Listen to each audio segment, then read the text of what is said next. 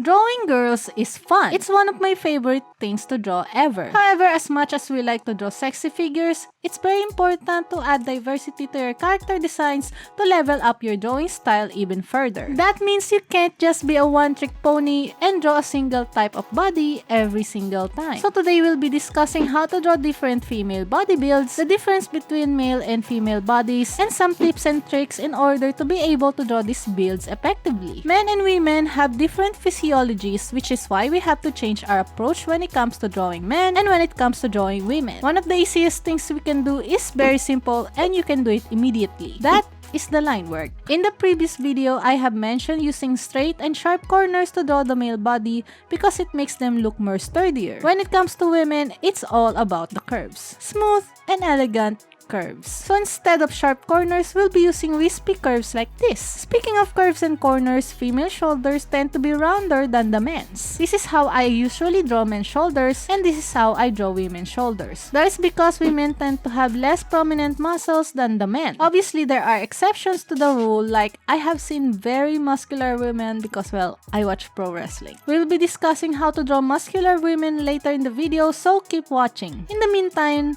let's talk about the torso. Now, when it comes to men's torso, I have mentioned the letter Y. What is the letter Y? Basically, it's sort of the shape men's torso form from ribs to pelvis. The ribs are wider but their pelvis are narrower, hence why it's like a letter Y. When it comes to women, we'll be doing the letter X, also known as the hourglass figure. Wide chest, narrower waist, and wider hips. Regardless of the body build you'd like to draw, whether it's plus size or slender build, there will be a semblance of an hourglass figure. And because women tend to have wide hips, we're gonna draw their thighs differently to how we draw men's. Pay close attention to this because this tends to get overlooked. See, when drawing men's thighs, I curved them by the bottom area near the knees. Since women have wide hips, the thighs will be the extension of the hips, therefore the curve will be on the top part of the thighs rather than the bottom. Let's put it side by side so you can see the difference. With those things in mind, how about we draw some women? Let's start with what I call the model build. This build is slender but not thin and not muscular. You know, the ones in beauty pageants and the like. We start off by drawing the head. Then we're gonna draw a trapezoid shape for the chest. After that, we're gonna draw a pentagon shape for the pelvis. Let's connect these two shapes together by drawing two curved lines, creating that hourglass figure. To draw the breast from the center here, we're going to draw two diagonal lines like this,